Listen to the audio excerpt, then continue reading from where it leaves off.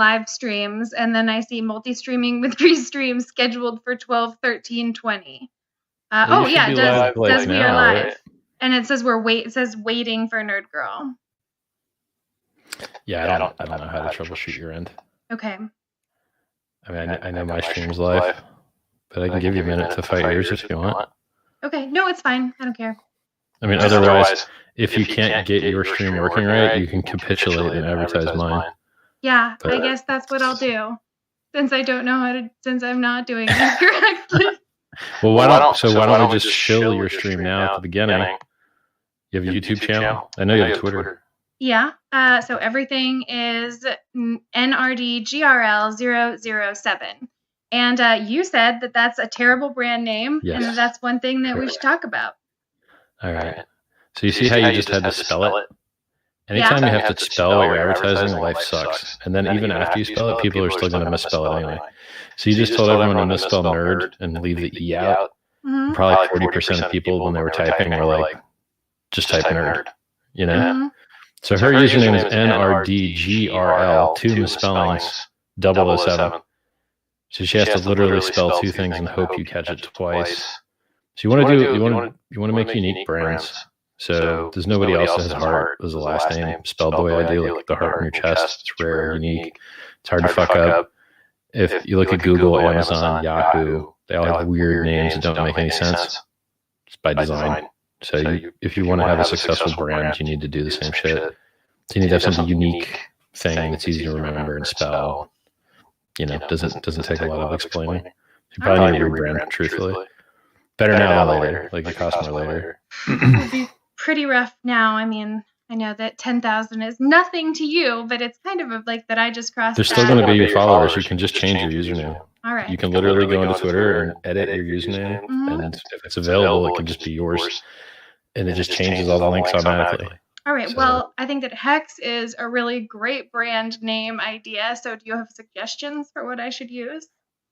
Well, I mean, it seems like food coins have been very popular. So you could like Sushi Girl would be a better name. Like it'd be more memorable. I remember when I used to read like Hot Rod magazine when I was growing up. There was a car called like Panic Mouse or something. That was really memorable. You know, I still remember to this day that there was a drag car called Panic Mouse. I was like, all right. So this things that are even the name of the stream, like when you sent me the link for the stream, they use a certain type of like linking that has adjectives and nouns. 4chan uses this too, so that you almost can't forget certain things you see because your brain has like adjective, noun, adverb, verb, you know, adjective, noun. So like quickly talking drunk rabbit, you'd be like, oh, and you would just remember it. And so there's that type of mnemonic technique seems to be effective. So it's not as good as like random single word brand like Amazon or Yahoo or Alphabet or Google or whatever. But I think it sticks quicker and easier. So, you know, adjective, adverb, noun, whatever.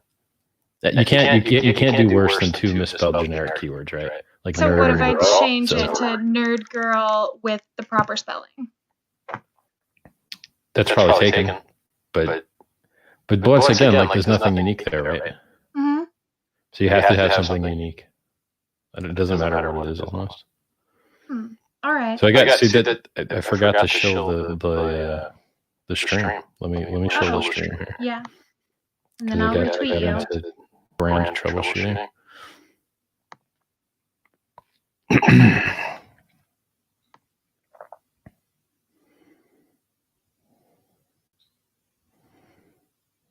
Hey there we are. 200 watching. Oh, listen to how loud. All right, now I can like share this link. All right. Let's put this bad boy in Telegram too. All right. Yeah, it looks like a few people have already shared. Our streams it. are so great because they all start with a bunch of technical troubleshooting. Yeah. They love it. They're like, oh my God, I can't wait to watch this technical troubleshooting. Right? Yeah, and then they really want to stay involved, right?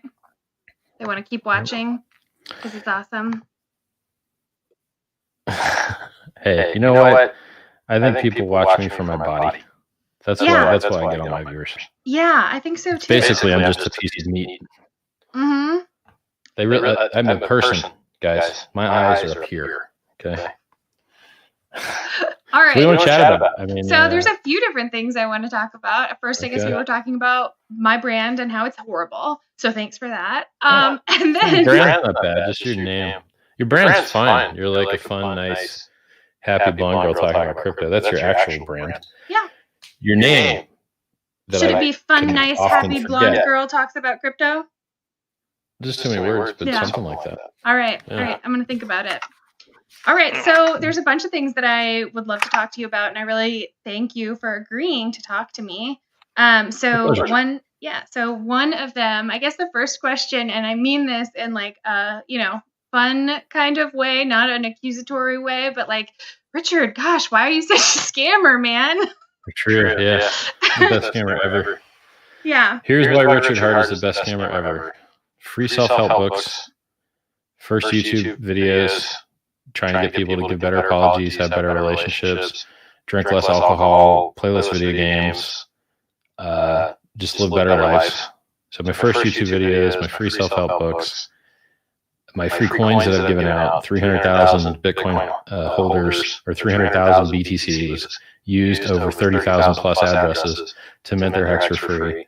My free price calls, calling a $20,000 Christmas at the end of 2017, many months before it occurred, back when the price was 3,000 or 4,000. Calling the multi-year bear market at 8,500, price went down to 3,000. 21,700 people on Hex Crypto Telegram, t.me/Hex Crypto.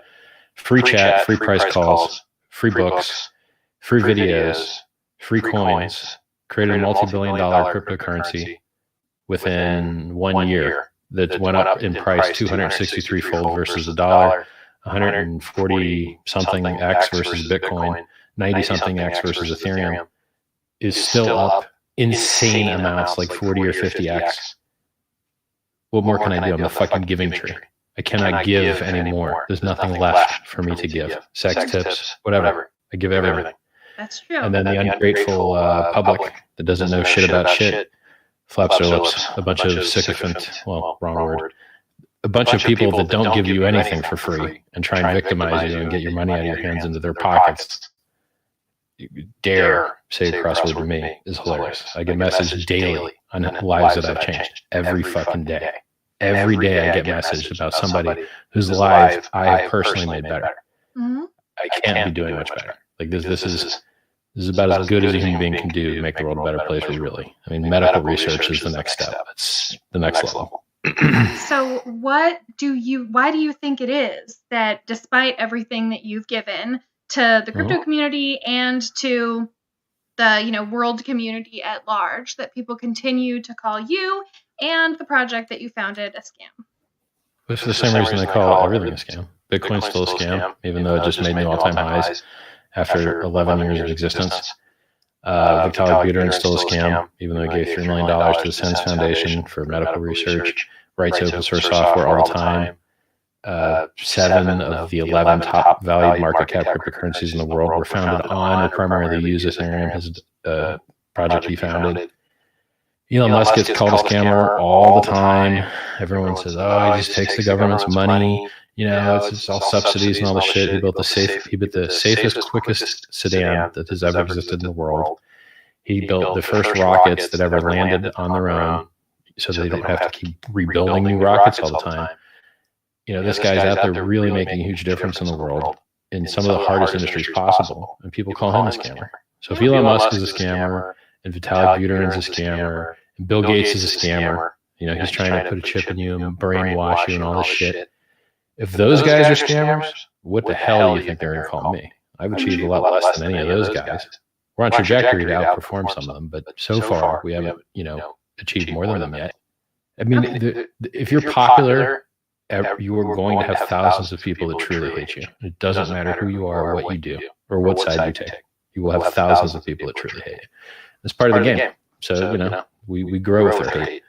What they do is people hate us, and then they tell other people they hate us, and then the other people look and they go, damn, that's actually pretty cool. You're stupid, dude. And then we just onboard new users. So Hex grows and I grow with the more hate that we receive, because some portion of the people that hear about how much we suck actually discover we're amazing. Yeah, so that's a question that there in the beginning, someone told me that Hex was designed to look like a scam intentionally, because scams get a lot of attention. So So, there are, and you just highlighted some really positive attributes of everybody talking about your project and calling it a scam, and that it said, that means that people are talking about it, and that makes some people look at it and then they realize that it's not, right? So was that the idea? Well, I'll give you there's a nuance there. So the nuance is, Tesla had a program where you could return a car if you didn't like it. Mm-hmm. Well, who else does that? As seen on television, slap chop, whatever, right? Mm-hmm. So does that mean Tesla's like slap chop because they employ a similar try it before you buy it system, or try it and then get your money back if you want system? No. So there are effective marketing tactics and strategies such as freemium. So I'll give you an example of freemium. You go to the Costco, you're walking around, lady offers you some food. Is it a scam? Does she want you to buy more food? Yes. Mm-hmm. Does the food taste good? Usually. Mm-hmm. Is that a scam? No. It's it's someone saying, hey, I believe my product so much, I'm willing to lose money, handing it to you for free so that you discover how awesome it is, and then you buy in, and then we can afford now to hand out more free samples. So, effective marketing strategy is what it is. And that's the core principle by which you generate a business if you want users. And then scams, unfortunately, adopt the successful marketing tactics, but to an evil end, whereas good companies adopt those same marketing tactics towards a good end. So you take let's take Bitcoin, for instance. Mm-hmm. Bitcoin is designed to be peer-to-peer cash. Do you know anyone in the world that uses it as peer-to-peer cash? No, absolutely nobody. Okay. Bitcoin was designed to be accepted by retailers. There's less retailers that accept it now than 3 years ago. Mm-hmm. So it was advertised under false pretenses. It was advertised in a way that didn't work out. Mm-hmm. But in the end, was everyone okay? Yes. Why? Because what everyone really wanted was to get rich. And those were just the excuses that they thought would allow them to get rich. Hey, if everyone starts using this, the price will go up. That was what was going on in their fucking brain. So all they really cared about was getting rich. Mm-hmm. And did they get rich? Yes. So it worked out.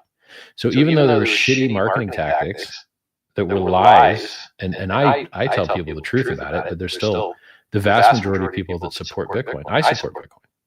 But I tell the truth about it. The vast majority of people that support Bitcoin, they fucking lie about it. So for instance, this guy goes on Twitter today and says Bitcoin's never been hacked. Mm-hmm. Yes, it has. They minted 184 extra, somebody, an entity, minted 180 Bitcoin in 2010. Mm-hmm. That rolled a chain back. That's a hack. If you can print free coins, it's a hack. And 2 years ago, they discovered that same hack could be done again, and anybody could have minted as many free coins as they wanted. So Bitcoin's been hacked twice. Once was really done in the real world and had to get rolled back. The other one, the guy, instead of using it, decided that he would warn the world about it. You know? Mm-hmm. I have to mute my other speakers here. Give me a second. All right, sure. Mm-hmm. BRB. Okay.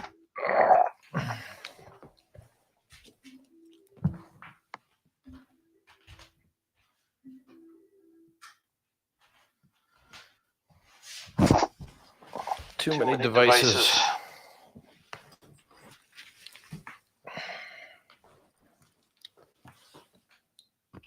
Yeah, I'm here. All right, great. So if something's up in price 2 million X, you don't need to bullshit people and lie about it. Okay? It's already up 2 million fucking X from a penny to $20,000. You don't need to say shit like it's never been hacked. Or that it's, peer-to-peer currency or all this other shit that's just obviously not true. It's enough that it's just up 2 million X. That's enough. So, I'm sick of people that they just fucking lie constantly. And you're like, no, here's the truth. Look, it's documented. Here's the evidence. You don't need to fucking lie for likes and retweets and engagement. I mean, that's the funny thing. If you want actual likes and retweets in crypto, you do have to actually fucking lie. Because these stupid scumbags will only click like on shit that just is nonsensical. If you write, hey, we're the new 1%, Bitcoin's going to $1 million tomorrow, everyone will like and retweet that shit. Yeah. Because they're mindless fucktards that don't care about the truth. They just care about whatever they think will make their bag go up. They don't look at the long term, which is, when you fucking lie to people, eventually they figure out you're doing that. Then the price doesn't go up as much. So why don't you just tell the truth? And then, when you go on CNN to talk versus someone like Noriel or some other no-corner piece of shit, he has less firepower to fuck you up with because you've been speaking the truth, Mm-hmm. Price is up 2 million X, and it's all anyone gives a fuck about anything. So, you don't need to say all this other shit that doesn't make sense. Yeah, I think in my Hex TikTok, I said the only thing that matters in crypto is price go up. Yeah. Yes, it is. Mm-hmm. I mean, unless there's some rare exceptions, but in general, yes. All right, so I want to go back to a question that I already asked you, but before I do that, I kind of want to expand a little bit on the on your thoughts about the false advertising pretenses of Bitcoin. So clearly, originally, Bitcoin was marketed and advertised to a group of libertarian or anarchist, anarcho-capitalist, computer guys on the pretense that it was, creating this freedom money for the world, for peer-to-peer borderless transactions.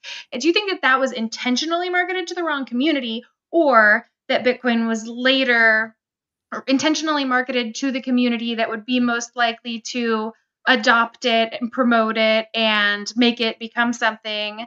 Or do you think that it was later co-opted? Well, you've presented a false binary choice there. They're both true. Okay. So you don't know how things are going to turn out when you first start them. The reality has to show you that. So it could have been the case when Bitcoin was started that it did become a replacement for PayPal. That could have been the case. Didn't work out. We didn't know that when we started it, right? Mm-hmm.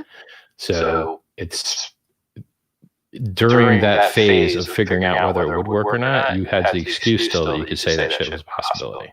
Mm-hmm. Now you don't have that excuse. The fees are too high. The throughput is too low. It is not fucking possible at this point. So you just have to update your worldview and speak the truth. You can still do layer 2 stuff that has throughput. You could still do all these other things that are accurate and truthful that work, right? Like on Hex, we've got 2,000 transactions per second if you want it. But nobody wants it. Nobody needs it. We have it. It's how many empty blockchains are out there that have nobody using them for anything? We don't need more throughput. We need more adoption. So if you're working on throughput, you're working on shit. People, not only am I the fucking giving tree of crypto and life in general, but I'm also the giving tree of understanding crypto. I popularize ideas and understand things better than anyone else, and then I have to be the guy that makes it popular. So people say stupid shit all the time, and I have to free them of it. Bitcoin's never been hacked. Yes, it was.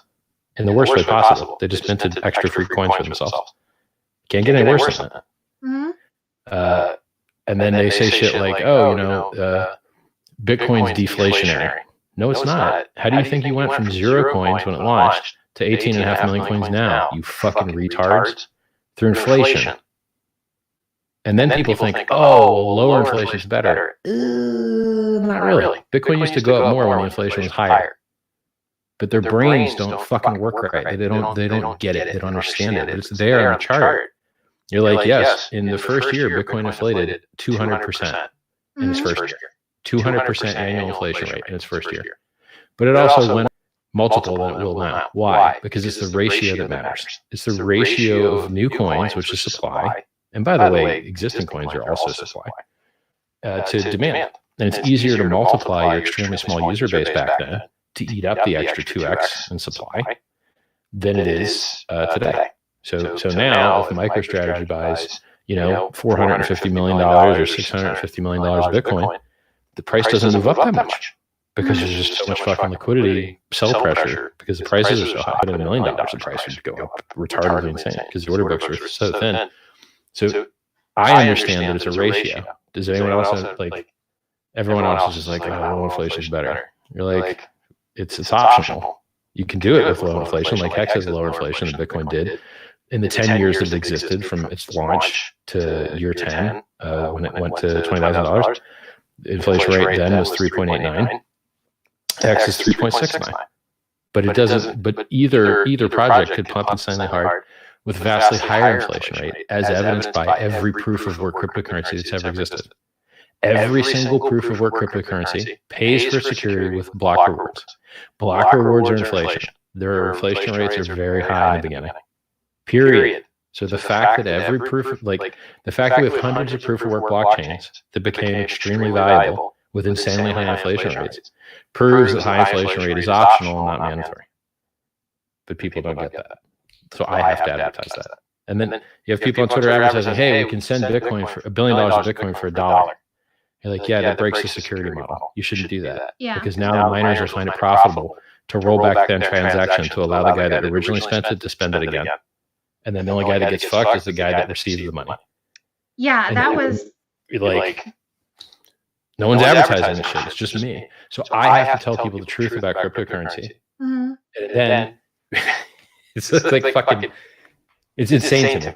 So I'm the guy that's spreading the truth about all of these things and seeing things in ways other people aren't seeing them and educating and doing it for free. Hey, where's my donation address?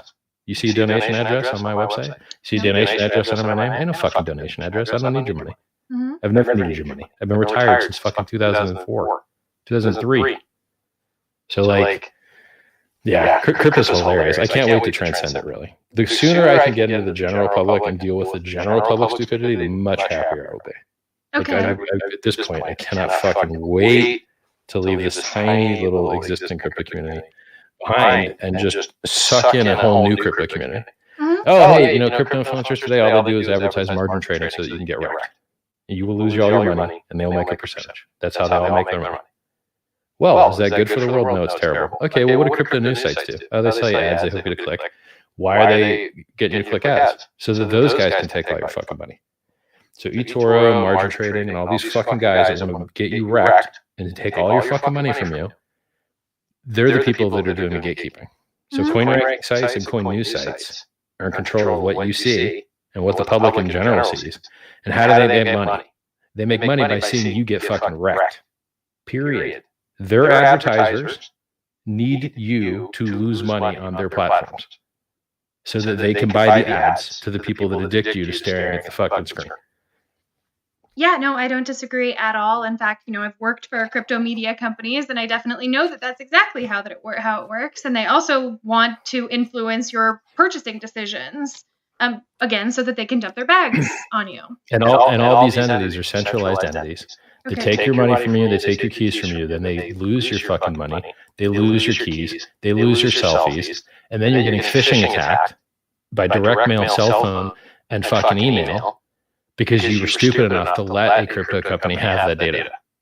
So Ledger lost their database, some portion of it. Phishing is when someone sends you a fake notice that looks like it's from the real company, but really it's fake and they're just trying to get your password.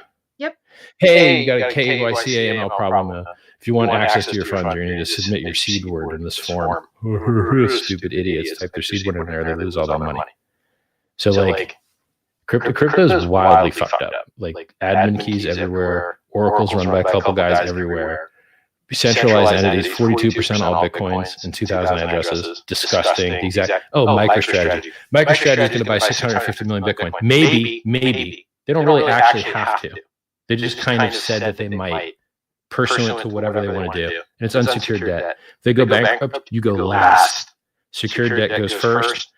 Well, you don't go last. The shareholders go last, but you go second to last. It's unsecured debt. So, and why did crypto get invented? To remove middlemen. Hey, look, a fucking giant middleman. Let's let him hold our keys. Maybe he'll let us get some money back. So fucking horrible. Just like everything they're doing is wrong. So I'm just happy Hex's price chart beats the fuck out of all these other things, because over time that price chart will be the death of all these other people. All of these fucking scammers out there will eventually die to Hex's price chart. Because people are like, hey, yeah, work really hard, stare at charts to lose all my money, or I can shove my thumb up my ass and just hold my hex sticks. I like the thumb up the ass method better. No middlemen, no bloating up the blockchain with stupid transactions. Like, no, we don't need transactions. This guy staked millions of dollars for 15 years.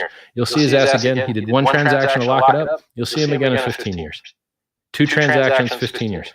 How many transactions per second do you need? 1 per 7.5 years. Yeah, so that's an actual criticism that I hear a lot of Hex when people ask me about it. So what's its use case? And I say, well, its use case is increasing your holdings of Hex, which also increase in value. Its use case is to increase in value. It does so many things better. It's insane how many, like it could be a Nobel Prize winning economics breakthrough. That's how strong it is. Mm-hmm. If you look at the shit that Nobel Prize winning economists come up with and the effect it has in the real world, often it's not much. Often it's just like, oh, that seemed like a cool idea. And then in the real world, it didn't have much of a fucking effect.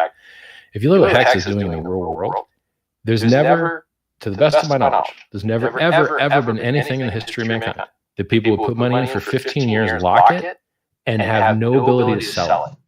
If you buy a treasury bond or a normal bond, T-bill, whatever, you can sell that shit. So like, oh, look, I got a 10-year certificate for some income producing thing.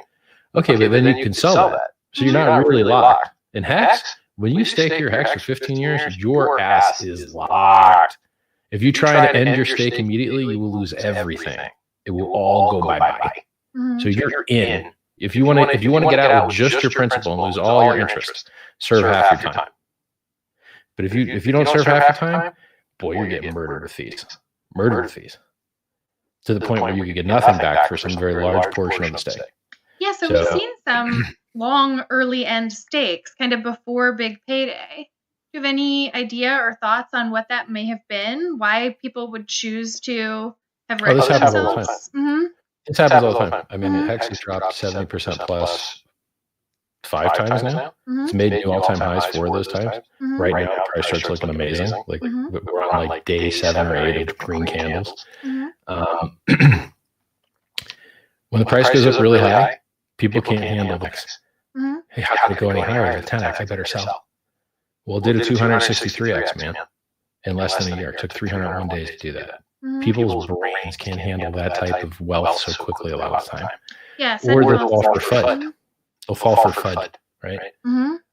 This terrible idea, like the stupid ideas will pop out, and then people will be like, "Oh my god, I'm scared," and so then they'll sell.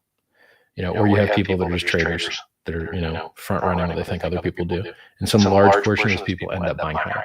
You can see in the chart, like, yeah, look, he sold his 2 million Hex, and now he bought back, and now he has 1.5 million Hex. Mm-hmm. Looks like you would be better off being staked and not fucking around trying to time the market, and then you'd have a third more money.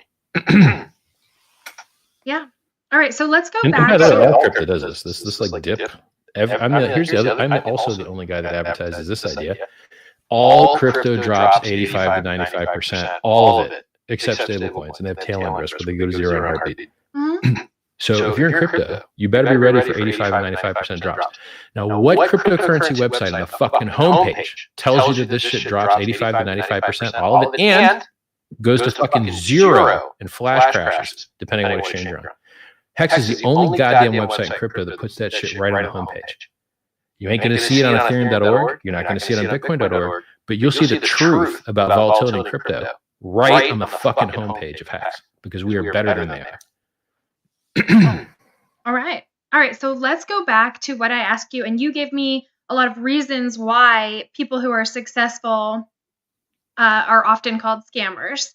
But didn't you hear? You gave me names of people who have been called scammers despite what they've done to better the world. But what I didn't hear you say was a reason. So would you say that it's jealousy? Well, because people are fucking assholes. Mm-hmm. I mean, literally. So if you want to, people in general are assholes. However, there's a reason why they're assholes. So when you have emotions, it's because those emotions serve real world benefits. So what you'll run into is a shit-talking asshole at a distance will keep talking shit.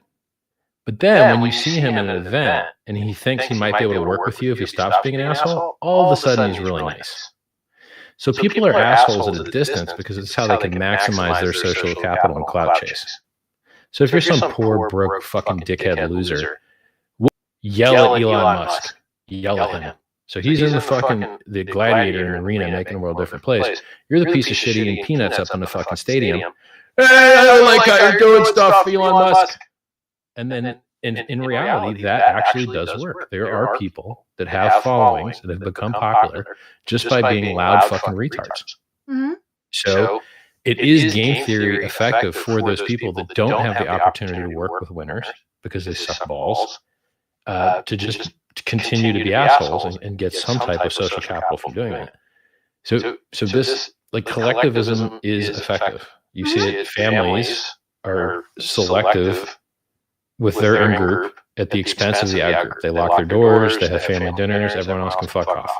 So it benefits that group at the expense of others. And then you see that scaling, iterative recursion of in-group preference over out-group at different levels and hierarchies. So you have, in your own body, you have it over time. When you're a child and an infant, you just care about you. So time-wise, there's a hierarchy to care about yourself only until you get older.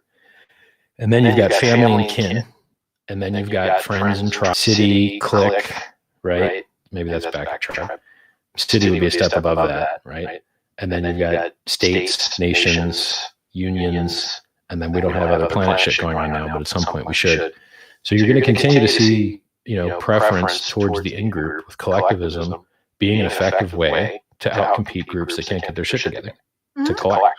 So, being an asshole is effective up to a certain level. Okay. But it's like, do you ever see the most successful people in the world, other than Donald Trump, just savaging people on Twitter? It's not that common. It's also not that common for companies to go, hey, we're with this party. We're just Democrats now. Like, no, because you alienate the other half of your fucking audience.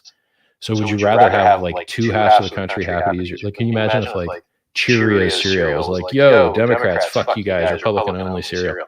No, it'd be just terribly stupid. Mm-hmm. Yeah. So in summary, everyone calls everyone a scammer in crypto. Mm-hmm.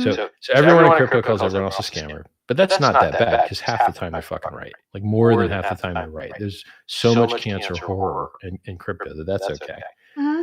But like calling Elon Musk a scammer, a guy that has like NS, like national safety standards tests showing how safe his vehicle is, the safest it's ever existed. Dragtimes.com showing it's the quickest sedan that's ever existed. You're like, hey, do you need to call that guy a scammer? That doesn't make any goddamn sense. So I saw you tweet something today. You're like, hey, I support people doing what they want with their money. I don't support that shit. I think people are goddamn stupid. And that, like, they should not do their own heart surgery. They should not do their own fucking electrical wiring. They should not, for the most part, be fucking around in their computer's registry settings, because this shit will all break and go terrible.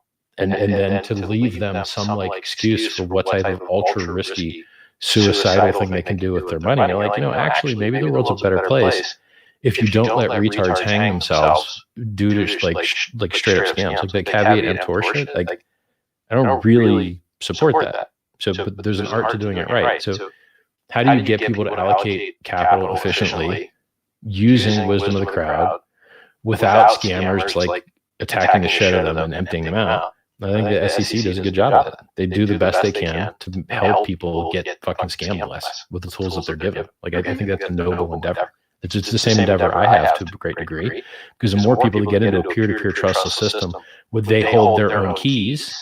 You cannot be exit scammed. You hold your own keys. You can't be fucking, central party hack where 1 million people lose their shit at the same time because they're sitting in some other dude's server. Nope. So those problems are gone.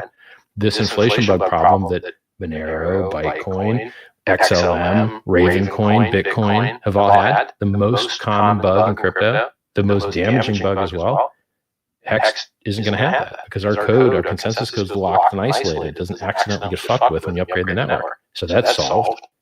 The exchange, where you want to speculate and use it as a speculative tool, so you want to get into a stable coin sometimes to risk off, and then oscillate between having a position with exposure to crypto, let's say Hex, and then pulling off sometimes if you're into trading.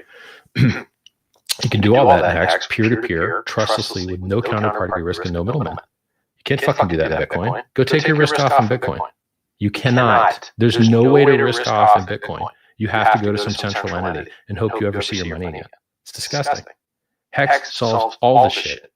It's like it solves so many fucking things. It's crazy. So all of those things I just mentioned are ways to help people not get scammed. You've eliminated. Think about how many millions and billions have been lost to cryptocurrency exchange hacks. Mm-hmm. Hack solves that. Think about how much has been lost to fucking margin trading and shit. Hack solves that. You don't need to margin trade to get yield. It just solves so many fucking things. It's crazy.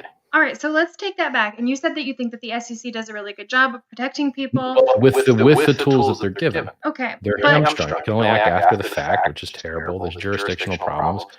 Look, you're doing a good job in America, but then you can't solve what someone else is doing over in another country. So, with the tools that they're given, they do the best they can.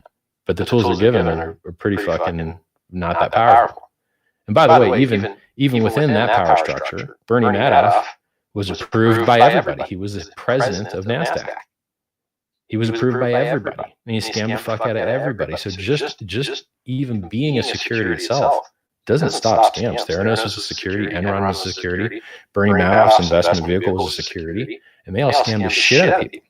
So you have to remain ever vigilant. You can't just. It's not an easy thing. All right. So I want to just kind of address what you said about the SEC. So you said that you think that with the tools that they're given, they do the best job that they can do. I think that there are a lot of people, specifically within cryptocurrency, who argue that the SEC's real function isn't to protect people's money. It's to protect people who don't have money from making it. It's to protect the wealthy from more people becoming wealthy by having rules that say that only accredited investors, only people with a certain amount of capital can invest in projects that can increase exponentially in value. No, that's not true at all. Okay. Like the SEC just does what they can. My connection is wrecked, by the way. Like ultra wrecked. Let me see if I can fix this. All right.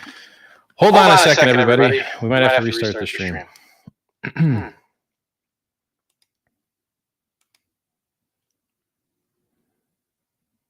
Yeah, so I show you as red in Jitsi, which means that you have a poor connection.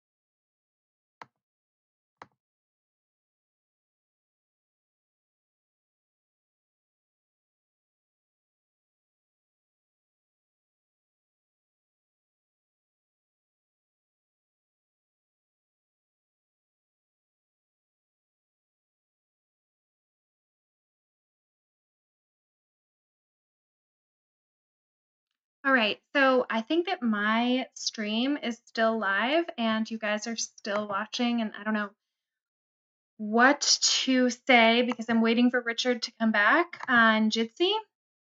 Let's see, maybe if someone wants to make a comment or tag me on Twitter if there's something that you want me to talk about, or if there's something that, oh, I think Richard's back. Let's see. Nope. Okay. So, yeah. There you go. You're back.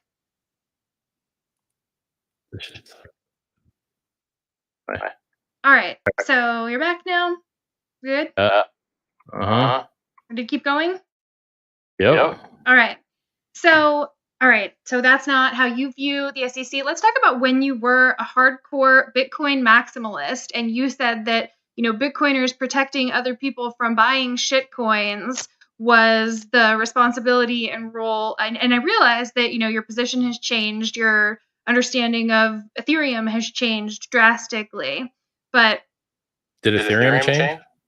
Has Ethereum changed since its inception? Ethereum in 2017. Is it different now than it was then? Yes. Yeah, when the world changes, you should upgrade your worldview. Okay. Okay. When Ethereum's thing, I stopped making fun of it. Mm-hmm. Okay, but so do you want and the largest anonymity set, use Monero. If you want the best Rails to build your product on, use Ethereum. If you want the largest liquidity, use Bitcoin. If you want the maddest of gains and a million other features that none of those other things are going to be having, Hex. Mm-hmm. Sound like maximalism? No. It sounds like we care about scale, anonymity, liquidity, and price performance. So the things that we care about, we have a solution for each of those things. Now, why the fuck do I need other shit to be up in the mix? What am I missing that I need other bullshit for? I don't. Anything that our community needs, we know about. Anything that's cool that comes out, you want to know who made Uniswap popular? I made Uniswap popular. Me, Richard Hart. I fucking made it popular on my back. Now how many people fucking use it? So when shit doesn't suck, when shit's good, you're going to hear about it from Richard Hart. Mm-hmm. But it's fucking good. I'm not going to let people victimize my community with bullshit. Unaudited fucking code where everyone loses all their money? Nope. That ain't happening. Okay. So what about need to be? What about people who are interested in other aspects of cryptocurrency and things that you're not interested in, but maybe they want to take a small portion of their funds and allocate them to buying NFTs or fuck NFTs. Okay. If you buy NFTs, you're an asshole. Okay. Just telling you straight up. I'm going to explain it all to you why you're a fucking asshole. If you have anything to do with NFTs.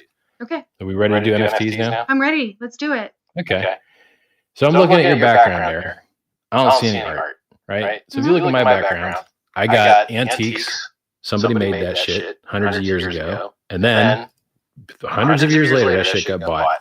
Swarovski crystals, sculpture, more Swarovski coming out my ass, fucking jewelry. I got art and goddamn sparkly bullshit all over the fucking place. Mm-hmm. When I look at other people's streams, I don't see shit. I don't see anything in their fucking space that looks anything remotely like fucking art. But these same fuckers that have absolutely no taste whatsoever and have never given a fuck about art in their entire lives, they're actually degenerate gamblers. And they go, oh my God, there's something new that I can degenerate on. What might it be? JPEGs. Motherfucking JPEGs, bro. Bitches ain't never cared about no goddamn JPEGs in their whole lives. But then as soon as they can degenerate fucking gamble on it, they love it. This is how we're going to empower the creative community. Oh, you're empowering the creative community? Show me your list of fucking Patreons or OnlyFans, whatever the fuck it is that you're supporting. Show me that shit. No? You don't have that? You just started degenerating because they have ticker symbols now? So your stupid little fucking JPEG has a ticker symbol now? Now you're in? You're a scumbag. You would bet on cockroach racing if it was fucking available. Now, is there anything useful you can do with an NFT? Sure. There is actually some coding shit that you can do to abstract certain contract functions into a different format that uses ERC 721. But who the fuck knows about that? Nobody but me and a couple other people. So the vast majority of people that care about NFT, short for no fucking thanks, are degenerate gamblers who want to turn betting on goddamn JPEGs into a fucking business. And let me let you know a goddamn secret. You ever heard of fucking sales tax? Bitch, what makes you think you can be out there making fucking art and just selling it on the internet, but now you don't got to charge no motherfucking sales tax because you shoved a token up its ass? Nah, y'all fucking committing tax fraud too, you fucks. So you want to support art? Go get your goddamn checkbook and go to the fucking art fair and go give a real human some fucking money and some shit that you can't degenerate on. And then let me see it in your streams. Let me see that you have some fucking taste. Because otherwise you're just a poser, degenerate fucking gambler. And I see this shit everywhere. It's disgusting to me. And when crypto does dip again and has another bear market, you guess what fucking goes to zero first? Mm-hmm. That shit. Because there's no real demand for that shit except for the show buying of their own fucking stuff. It's disgusting. Okay. So people creating NFTs and selling it as art to people who want to contribute to them is scammy in itself. No, that's fundraising. Okay. That's fine. Okay. But understand that depending on who you're selling to, your fundraising may be supporting someone's degeneration into losing their fucking family's rent that month. Mm-hmm. Or you might be selling to a fucking 8-year-old. Like, you can fundraise if you want, but realize who the fuck you're fundraising to. This concept, like if you're doing loot boxes in a fucking kid's video game, who the fuck do you're victimizing with your fucking random lottery box, fucking gambling, slot machine, fucking bullshit game mechanic? Who do you think you're fucking victimizing? When you make a casual game I mean, South Park did this explaining how casual games monetize your uncomfortability, monetize your discomfort. They're like, hey, this shit is just okay enough to play. But if you're tired of it sucking so bad, you can buy some gems. It's a disgusting game mechanic that makes the world a worse place for everyone. Casual games that have advanced game mechanics and shitty fucking actual narratives with no end, they just cause you to be a grinding machine for the rest of your life. That is net negative for all of humanity. This NFT gambling bullshit, like CryptoKitties, like Cancer Kitties, procedurally generated bad art that sells for what, thousands of dollars? Why? In the hopes that a greater idiot will buy it from you. And by the way, they didn't. Those things only sold one time. You look at their top 10 list, you're like, oh, this shit sold for like $10,000. Never sold again. Those guys all got the shit wrecked out of them because someone said it was cool to degenerate gamble on fucking JPEGs. What kind of industry am I in where I have to teach people not to buy goddamn JPEGs that you can copy paste for $10,000? Can you believe that shit? That this is an industry that I'm in? That I have to have this conversation? If I go out to the fucking public, I don't have to convince anybody to not buy a JPEG for $10,000. It's fucking hilarious to me. So your issue isn't with NFTs or the craze or people buying NFTs because they want to support the artist who created them. Your issue is with people degenerate gambling on them. If you want to buy a JPEG or support an artist and pay a reasonable market rate to do so, please feel free. But if you're paying a $10,000 price for fucking JPEG in the hopes that some other stupid poor son of a bitch will pay $15,000 for that JPEG, you're a fucking scumbag. And you will all lose all your goddamn money when the next bear dip happens. Just like the last assholes did. So it's just disgusting to me. Degenerate gambling on shitty food tokens is better than that cancer shit. Okay. All right. Everyone keeps telling me to turn up your mic, but guys, like, I can't. I know, I fucking tried. All right, I need to get a mic. Noted. Yes. Okay. So I want to talk about the little bit of internal community drama over your statement that women wear makeup to manipulate men. And then I kind of want to come back to this conversation about collectivism and tribalism that we were participating in earlier today on Twitter. Yeah. Okay.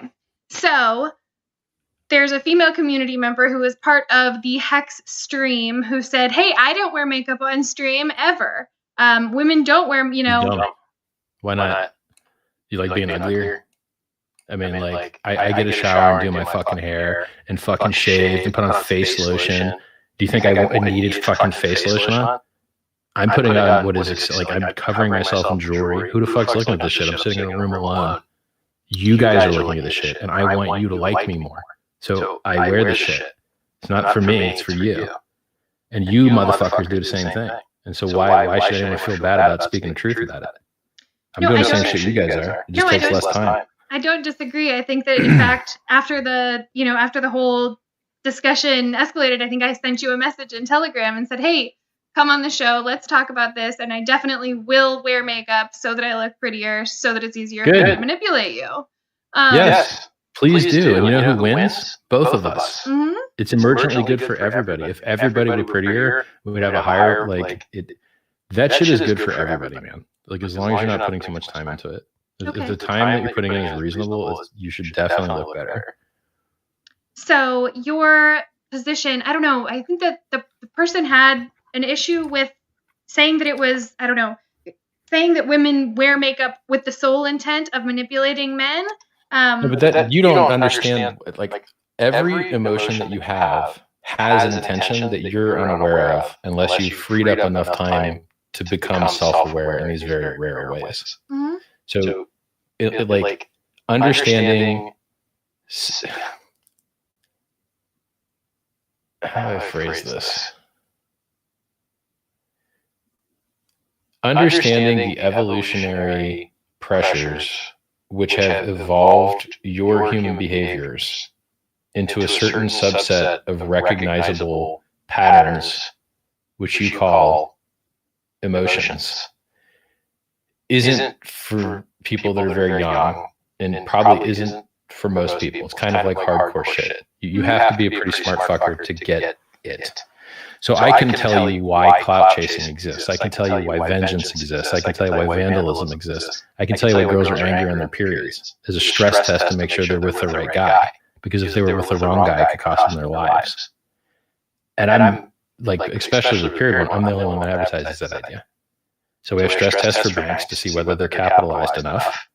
And women and female humans, they run stress tests to make sure that if they get pregnant, this guy can handle that, because I know he can handle it, because I torture him every once in a while. And they're not happy unless you're truly tortured. Now, there are other animals that don't fucking do that. There are other animals that just, they don't have the whole period thing.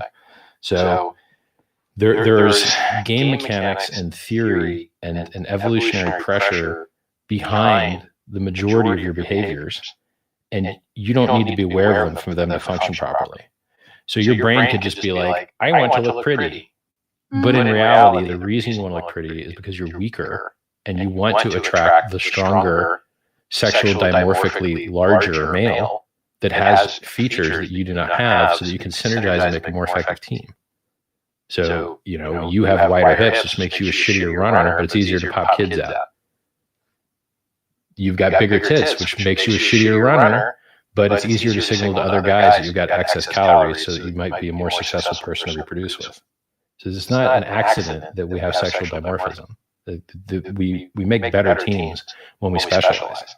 So you make breast milk, we don't. Game could have been different. We could both make breast milk. We could both feed the kid. And then one of us dies, hey, kid can still live. But that's not how we evolved. We evolved in a way where, hey, there's other people in the tribe that probably are making milk too. Kid could feed off those guys. Not the male and the female don't both have to be able to breastfeed. And so all of this, so when you tell a girl that she wears makeup because she wants to manipulate men, she's going to try and be upset about it. And by the way, this is a huge mode of operation girls do. They will let you fuck up, so they have something to yell at you for as a position of control. They will make sure that you have the opportunity to fuck up, and then they will try and hold that shit over your head. It's disgusting. I hate that one. There's a bunch of other ones I hate too, but so she's trying to clout chase as though I'm accusing girls of being evil or whatever. You're just doing what you're fucking programmed to do. None of you really put much thought into it. You probably don't realize that you want to actually be treated better by men, and that's why you're doing it. Oh no, I definitely realize it. Okay, cool. Yeah. So, but some people might not, and so be it. If there's some people out there that want to pretend they don't care what other people think, congrats, you're a psychopath now. All right, I care what other people think. So you think that the people who don't put any effort into making the way that they look better should? Well, it depends on how fucked up you are. Like if you're Stephen Hawking and you're so fucking ultra wrecked, it's like, yeah, dude, does it really matter? Like you're just so fucked up that it doesn't matter. If you're 800 pounds, you can't get out of your bed, you can't walk outside the house. Does anyone really give a fuck whether you're well shaved or not, or what color your fingernails are? No one really gives a fuck, right? And hey, not to say fat people don't have the best hair and fingernails, because I think fat girls do have the best hair and fingernails. Because they're not spending all that time in the gym,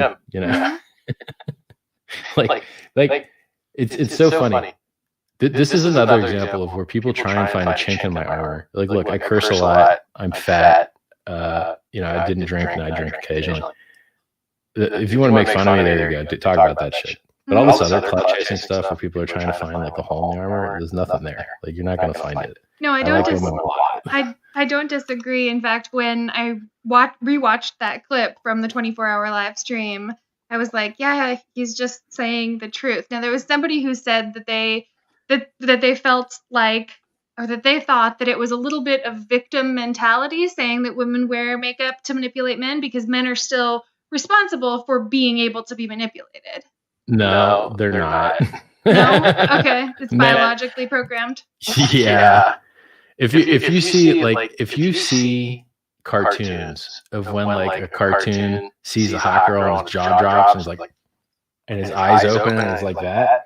As a man, you have actually, or at least I have felt that actual experience where your mouth actually opens and your eyes actually open and you're like it's not just the fucking cartoon. Like it's actual reality. That shit actually happens.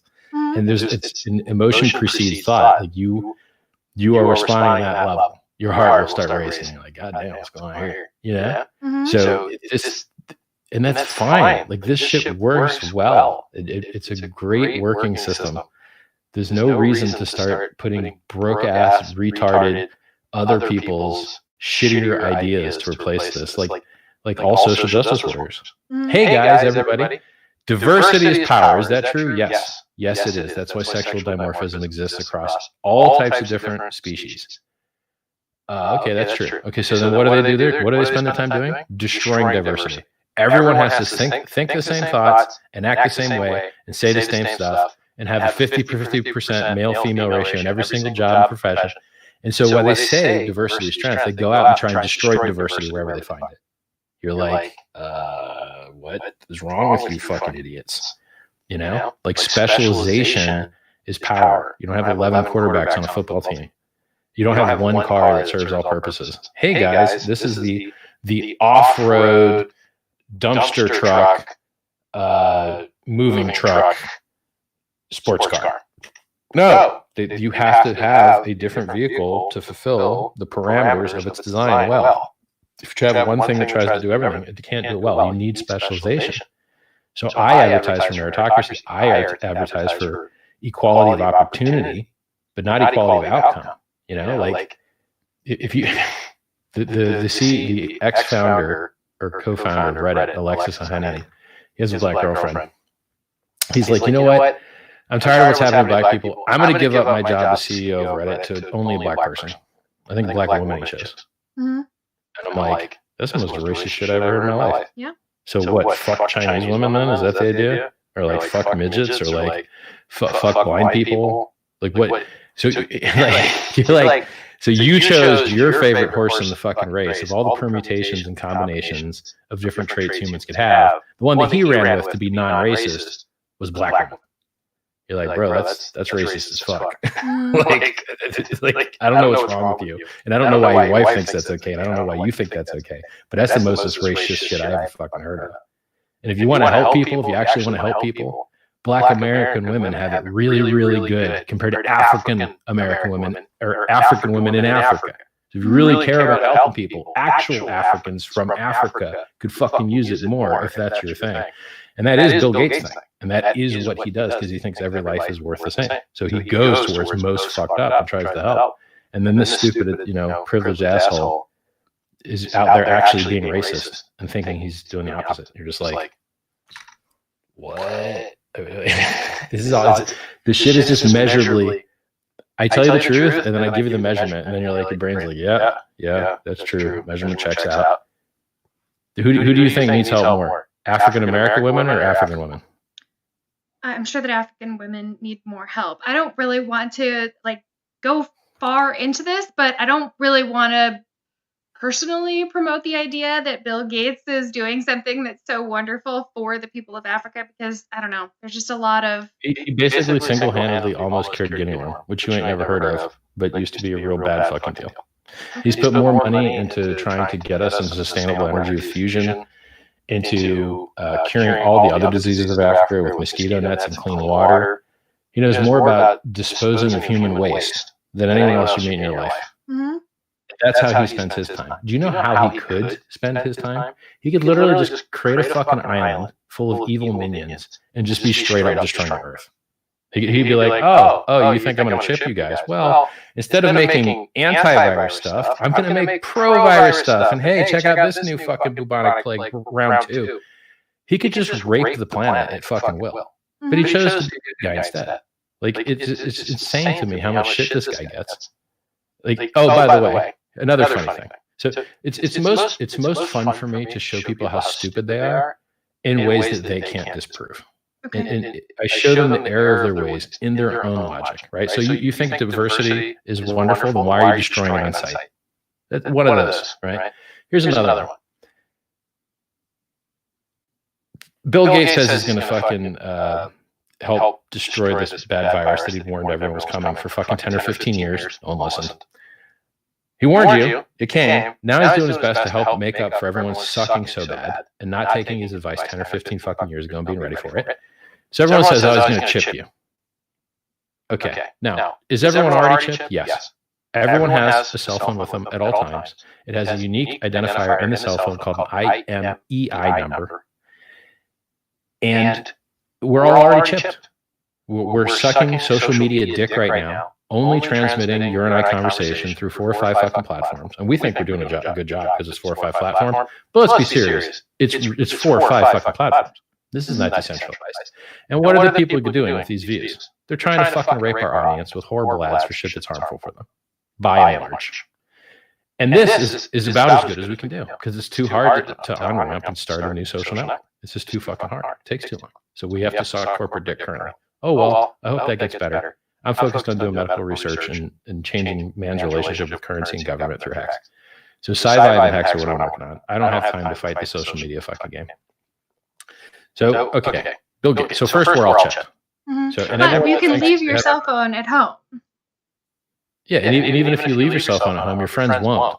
And guess what? You're fucked. Even if you don't tell the cell phone company your name, your friends will, because they save it under contacts. So even if you don't dox yourself, your fucking friends are going to dox you. You're fucked. You ain't got no anonymity. Forget about it. You'll become more powerful by giving your anonymity up. Look at me. I'm public. Talk about this, talk about that, talk about shit 8 hours at a time. 8 hour long live stream, 6 hour long live stream. Just had a 6 hour long live stream a few days ago. I gave up my anonymity, and everyone else should do the same, truthfully. Anonymity is a fun little theory, but in reality, you ain't got it. It ain't happening. So now, Elon Musk says he's going to actually put a chip in your head. He's going to put this little mesh that zip, they sew it into your brain, right? It's going to make everything better. It's called Neuralink. Mm-hmm. All the nerds are like, fuck yeah, man. Yeah. So hold on a second. Which is it, nerds? Is it Bill Gates as a cocksucker put a chip in you, even though you've already got a chip with you at all fucking times? Or is it Elon Musk is the man because he's actually putting an entire computer in your fucking head? You can't have it both ways, guys. You can't have it both ways, you know? And they're like, boy, imagine. They're burning down cell phone towers in the UK because it's 5G, because people are retarded. Imagine how much destruction we'll have to do when 10G comes out in 10 or 20 years. Like, I mean, fuck. Like, just... Man. Yeah, so people are stupid in ways where it's internally conflicting. And then there's a cognitive dissonance where they'll have to choose which version of stupid they prefer. It's hilarious to me. All right.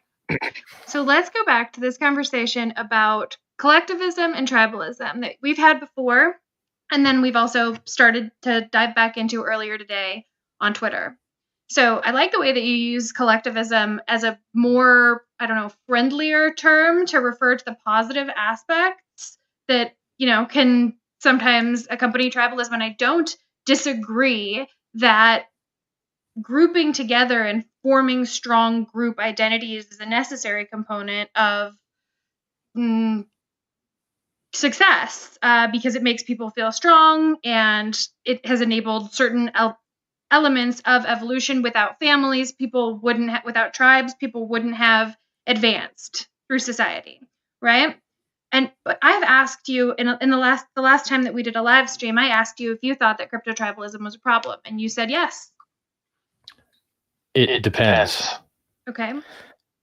So in the end, what matters that users become more powerful by adopting the correct technologies, and the correct technologies are rewarded so that they can become better. That's what matters.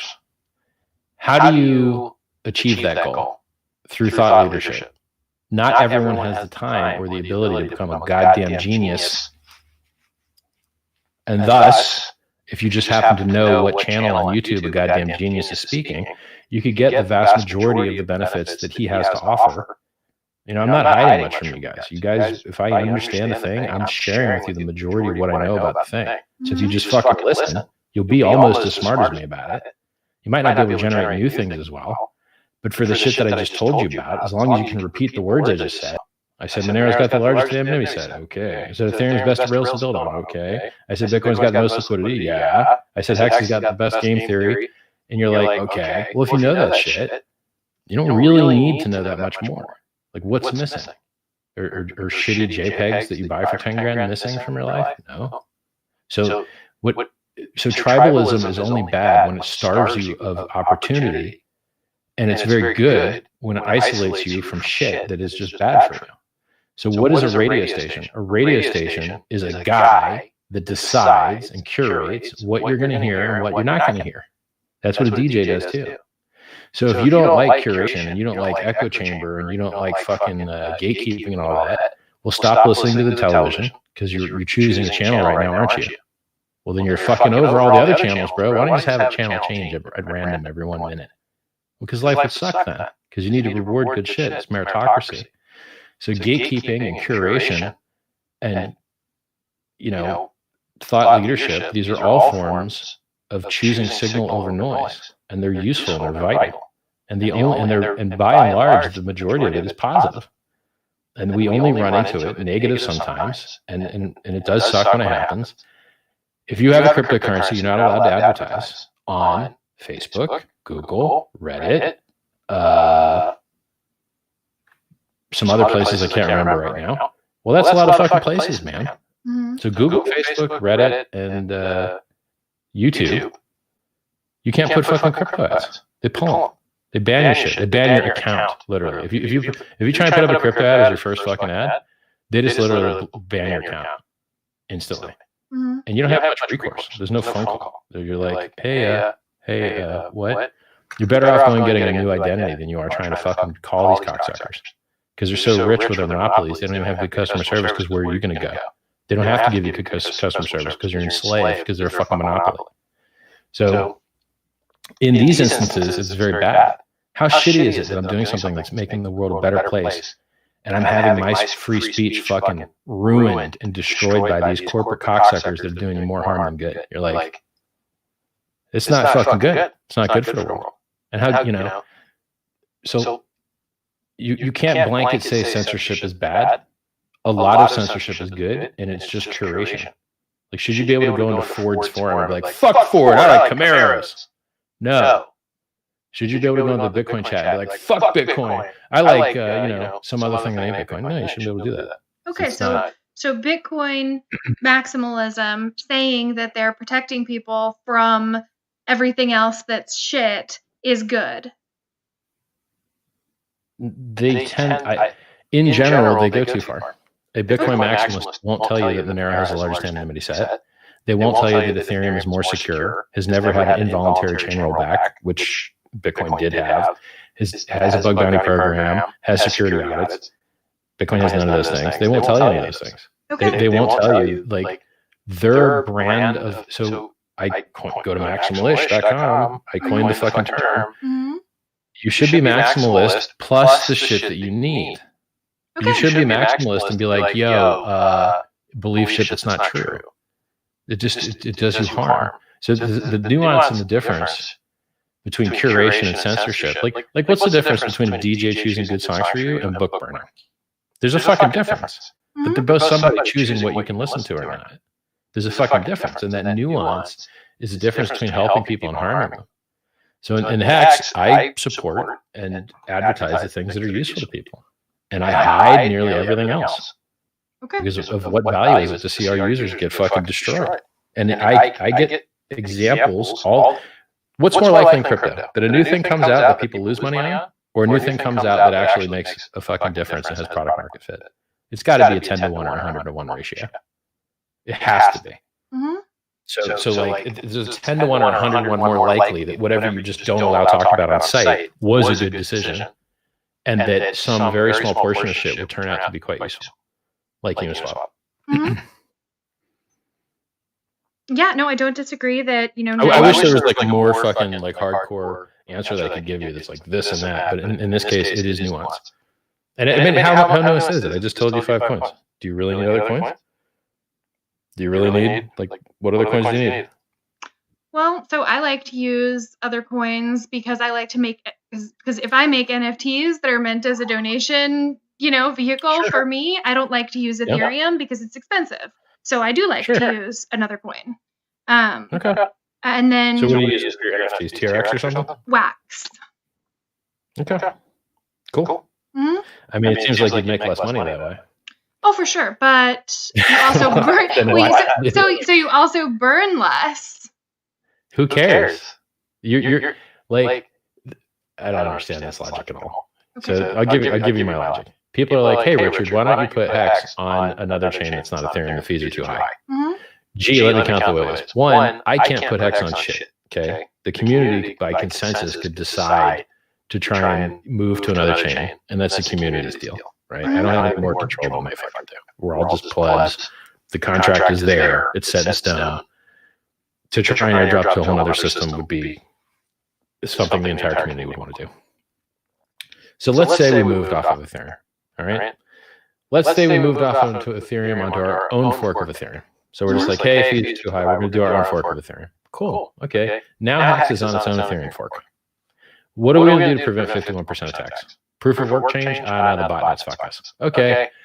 So we don't do proof of work change. Maybe we do some merge mining thing. Still end up getting fucked by centralization because people don't update their nodes at the same rate to make merge mining is censorship resistant. But hey, we'll ignore all the technical blah, blah, blah that you guys don't even understand anything I just fucking said. We'll just ignore all that and we'll talk about it all works fine. Okay, it all works fine. Now Hex is on its own fucking blockchain. We solve 51% attacks. It's a fork of Ethereum. Grand, the fees are really, really cheap. Okay. Now you want someone to buy Hex. So we're on our own chain now. You want someone to buy Hex. How are they going to do it? They have Bitcoin. They want Hex on the chain that's not Ethereum. Oh, well, fuck. I guess they're going to have to go to a centralized exchange that has both nodes running on it. Oh, well, that sucks. Oh, they want to offload. Like, it becomes so much harder. Like, if you want to go from 1,000 different coins to Hex, you go to ethhex.com instantly. You can go 1,000 different ERC20s, wrap Bitcoin, wrap Zcash, wrap Bcash, and fucking thousands of ERC20s and all of the stablecoins. You can go from all of those on ethhex.com to Hex with no counterparty risk, no email, no KYC, no middlemen, no lag, no waiting, no time across swaps, no centralization. Boom, you can do that. But now we go to our own chain. Well, now you're fucked. Now you're isolated. Now you're on your own island with cheap fees that no one else is on. And now you've got to use atomic cross swaps, which suck, or you've got to wrap all these other currencies and have lower liquidity pools to try and get that user's money back in. It's just stupid. Like, being on the Ethereum blockchain has huge upside for being able to accept trustlessly thousands of other currencies with liquidity and users. But you're saying that the majority of those currencies are useless. Huh? But you're saying that a majority of those currencies are useless and that people shouldn't have them anyway, as their ERC20s, right? And the only ones, there's 5. I ain't saying they're useless. I'm saying by the ratio of useful to useless, the number of useless is very high, ratio-wise. But I could, if I wanted to dig deep, I could find you other useful currencies. Mm-hmm. But it's just like, how much do I want to... Of what utility is it? If the only things you care about are scalability, anonymity, price performance, and liquidity, and let's be serious, no one actually gives a fuck about the goddamn liquidity. You ain't got 100 million order you're trying to place this hour that you need to reduce your slippage on. So that's just bullshit. I'm just saying. That's not it. No one even gives a fuck about that. What you care about is price performance and basically nothing else. You really don't give a fuck about anything else. Mm-hmm. So it is not in my best interest or Hex's best interest or the user's best interest to talk to them about shit that just isn't going to perform price-wise. So it's like, if you look at the Bcash's chart, I told you how to sell it when it was at 16% of a Bitcoin. Now it's at 1% of Bitcoin. Mm-hmm. So who hooked you up there? How about IOTA? IOTA's down 95%. Who told you about that shit? I told you about that shit. So I keep telling people smart stuff and benefiting their lives, and it would not benefit their lives to hit them. So let's take the opposite position, right? Kumbaya, everything is beautiful, everything is wonderful, there is no meritocracy, smoke a fucking fat blunt, and just go on the shitcoin listing site of your choice, right? So go on ShitMarketCap or CoinMarketCap or whatever your shitcoin listing site is. And then just go look at the fucking charts. And you're like, oh, most of these people all get goddamn wrecked into oblivion. How is that useful for anyone? It is not useful for anyone to visit a coin ranking site. It is not useful for anyone to fucking learn about these fake bullshit things. It is disgusting.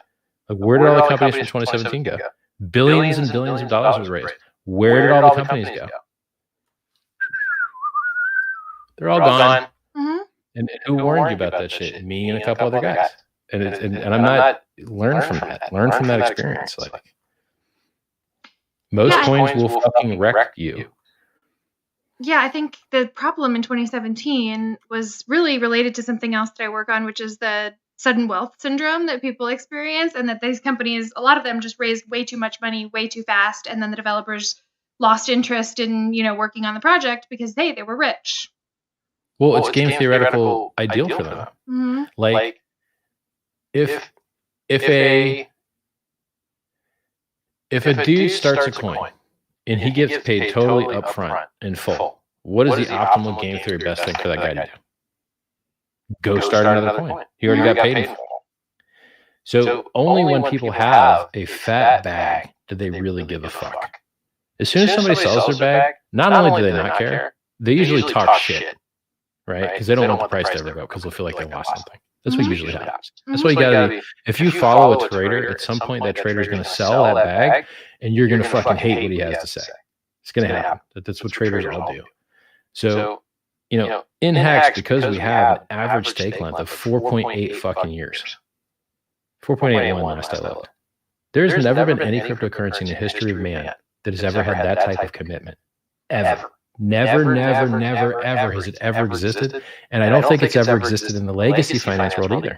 You can't sell these coins. They're not tradable. You lock, you stay locked. So you don't have to worry about people selling their bag and talking shit so much because they're staying the fuck in for a decade or more. They're gonna remain here. And because there's no off switch, no pause switch, no admin keys for the trading or the coin itself, you can't shut it down. It's more secure and robust than Bitcoin. Mm-hmm. So it's even more secure against inflation bugs than Ethereum itself. Because Ethereum itself could have its supply fucked with by a network upgrade pretty easily. Because its consensus code is not locked and isolated in a specific area, which we call a smart contract.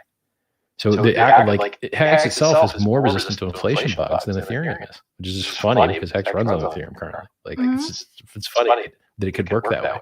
So I guess it's like putting a fire safety box inside of another fire safety box. I guess that's one way to understand it. So we're an extra level of security through that level of abstraction. So if I don't remember the fucking question at this point.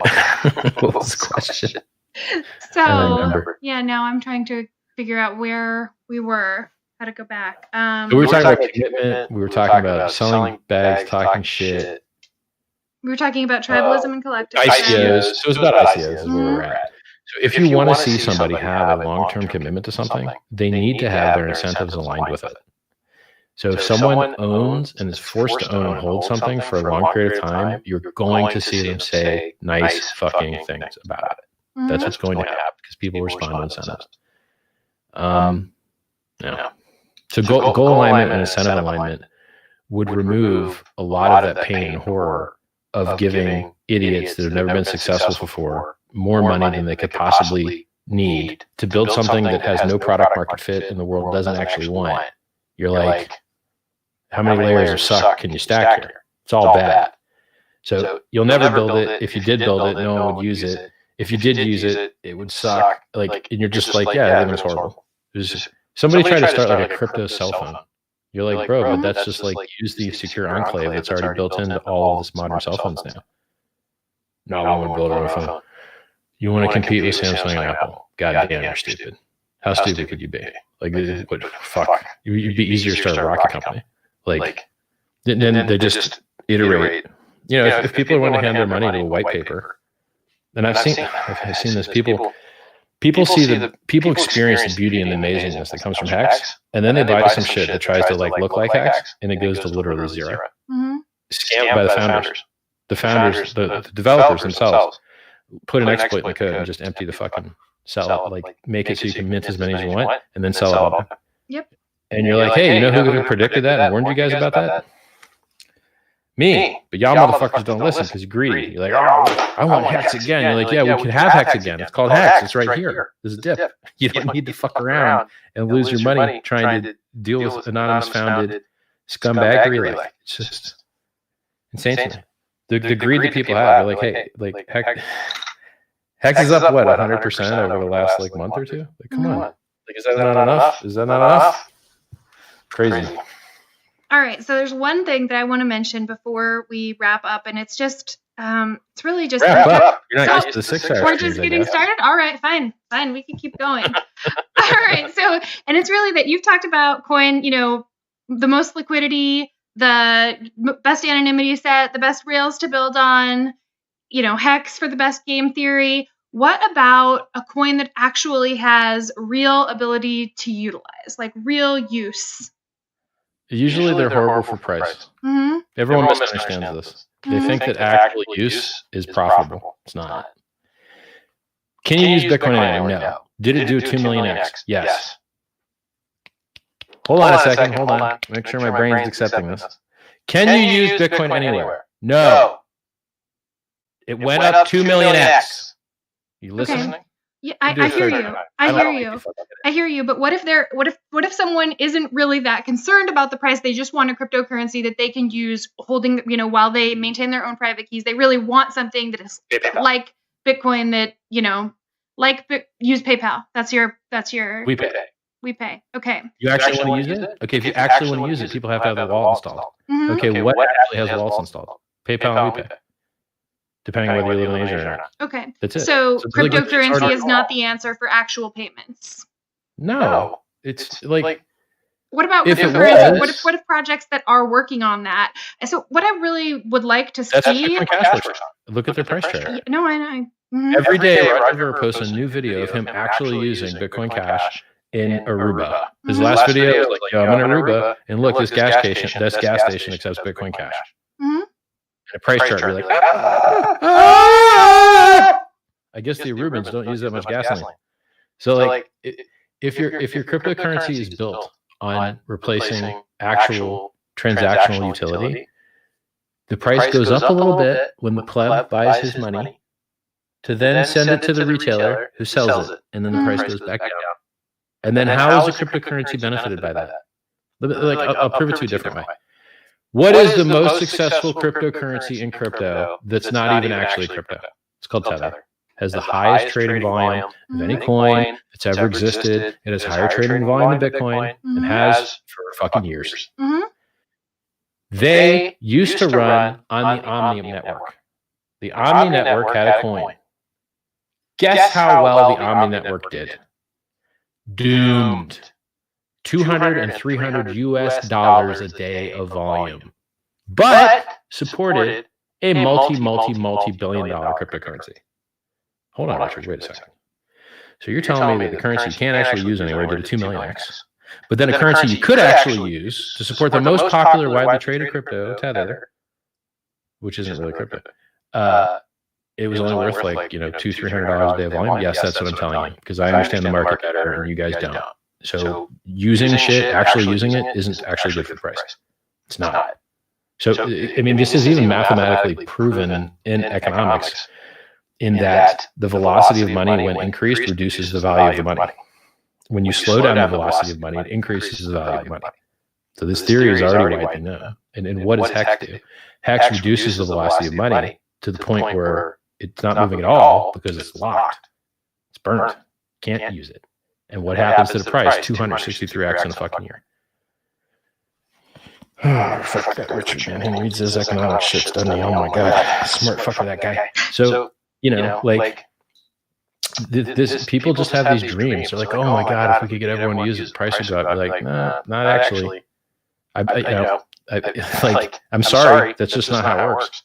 So what I'm suggesting that I would like to see, and I'm not capable of having this conversation myself because I don't know enough about the technicals behind XRP, but I think that I would like to see you take that apart or have a discussion with someone about its potential.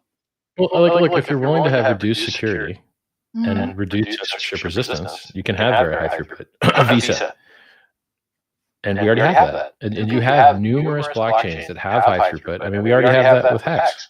2,000 transactions per second gets you near enough to Visa that you can more than do whatever the fuck you want to do. You can do it with Hex today. You go to zksync.io, zksync with a C.io. They should probably rebrand because me having spelled their shit. Because, sync, maybe people try to spell shit with a K. Who knows? Sync like synchronize. If you want throughput, we have it now. It's like a penny to send a transaction or whatever. If you want it, we have it now. Who gives a fuck? No one gives a fuck. You want other cheaper? Is that not cheap enough? You can get this shit for free on any other blockchain. If you look at the fees, if you rank blockchains by the fees that they get paid, I think Ethereum has top fees pretty often now. And then it's Bitcoin. And then it's like, I don't know, maybe Bcash, and then nothing.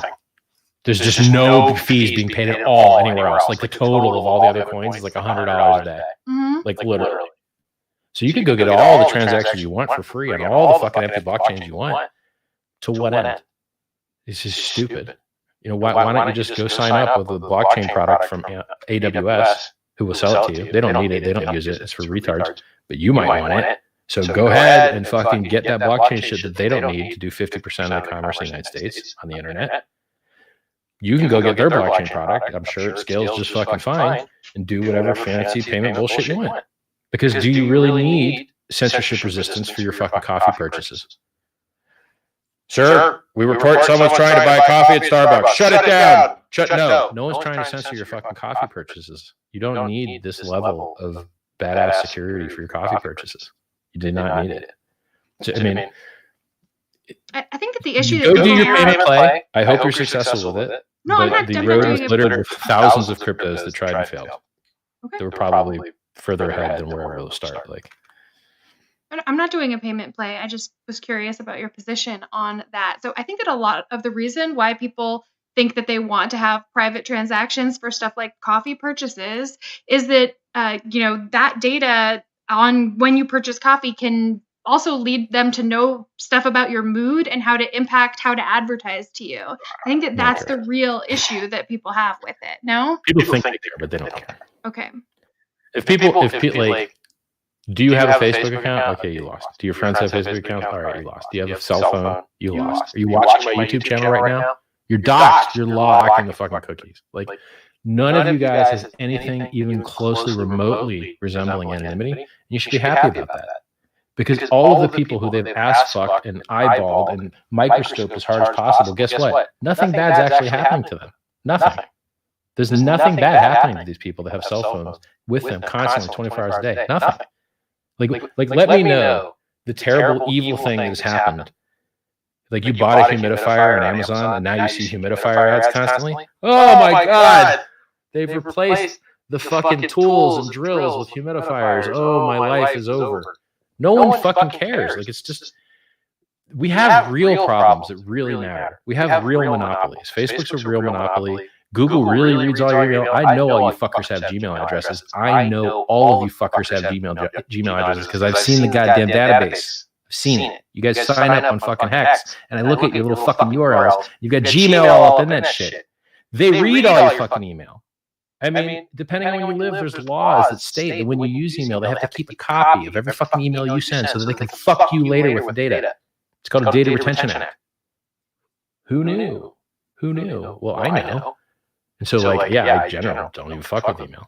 You see an email address on hex.com anymore? No. Ain't no damn email address there. I don't want your fucking email. Email sucks. I have your email address.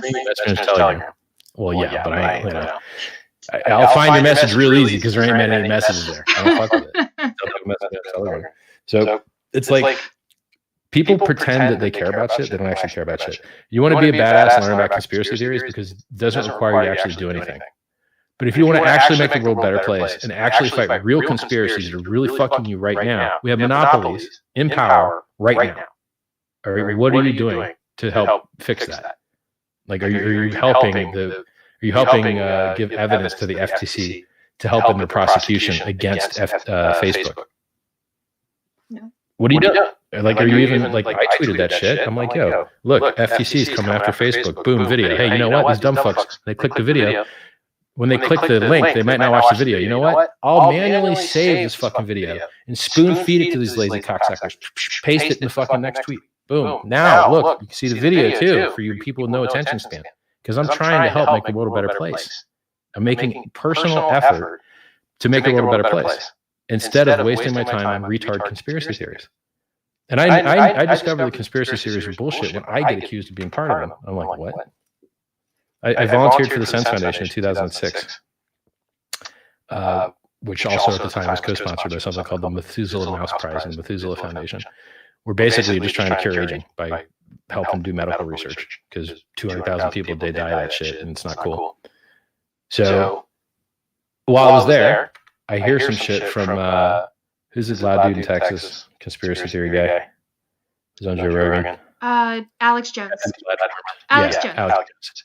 So Alex Jones is like, the fucking globalists, they're gonna make us die early, and they're gonna live long with their medical technology. And you're like, no. This shit's like underfunded. Like, I'm doing the video for it. Me and like 2 other guys, the only rich people here. Rest of these people are just fucking scientists living day to day and begging for money for grants to do the damn science they're trying to do. It's all volunteers here.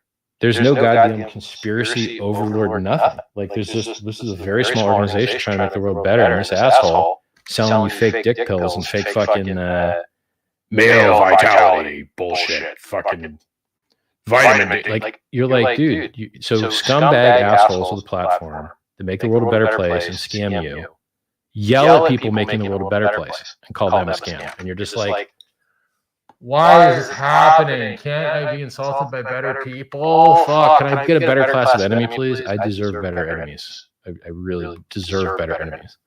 This blows my mind every day. But you know what? Maybe as the years pass, how many more years need to pass until people are like, damn, that Richard, he's actually a badass motherfucker. I'm getting so many thank you messages in my chat. Maybe 2021 is the year when people finally capitulate. And they're like, Richard Hart for president. Let's do it. You know? Because like, you want to be a president, Richard? Well, I would do a great job in it. However, the hit rate of becoming president is so low that I'm just better off working metal technology. And look at Trump. Like, you worked hard to get it. You get it for 4 years. That's all you get. Mm-hmm. And what type of influence is going to have after that? Maybe less than what he started with. You think so? It's like, well, I mean, look, how many, like, you hear Trump doing lots of shit before he became president. Like, let's look at presidents historically. Ronald Reagan was making movies, and he became president. And then what happened after he finished being president? He make any more movies? It seems like they just fade out. It seems like whatever happens, like once you do the president thing, once you're done with it, you kind of like stop mattering as much. From what I've seen, right? Like, I ain't heard Obama in a long ass time. Mm-hmm. I ain't heard Clinton, except for he was paid to do talking at some XRP shit event. Mm-hmm. That's the fuck all I've heard from either of those guys, right? So like, it seems like they matter less after they stop being president. So like, you know, maybe they just benefit themselves more personally with less global impact because they make more deep connections that just benefit them and not the world as a whole or some shit. I'm not really sure. So I think Elon Musk will have a bigger impact in the world doing what he's doing now with the 2 or 3 companies that he's closely associated with. I think he'll make more of a difference in that role than he would as president. I think I'll probably make a larger difference in the world through Hex and Sci-Vive than I would as president. Mm-hmm. But if I didn't believe, if Hex didn't have the traction that it has and the trajectory that it has, then, you know, there could be a chance I could do more as president. But it's just like a silly question because, like, what's my hit rate? With the potty mouth that I have, what's my hit rate that I will get to become president? Mm-hmm. I don't know. I guess Trump opened that door for me, though.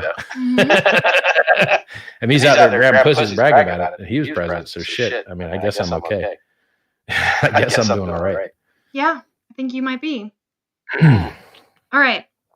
My last question for you, unless something else comes up, is do you have any issue with me doing research on the social history of cryptocurrency and the different behaviors of the tribes within it? It's okay. I mean, I think it'd be funny. Like, people like archetypes. Mm-hmm. So people have like my funniest JPEG is like the XRP guy with a fucking tube of hopium into his brain, and he's like looking retarded, and it says like $5 XRP or some shit. Like, I love that sticker pack. There's like crypto tard sticker pack, and there's a whole bunch of funny ones in there. So like, I guess you could make like funny profiles of each kind of community. So like Bitcoin would be like stake and fucking incelibateness probably. That means like not having sex by force of will with other people. Not, like, you'd prefer to have sex, but people would just be like, no. I guess Ethereum would be like soy boys and kumbaya shit. I think Hex would be military shit. Like, everybody in Hex is military. like everybody.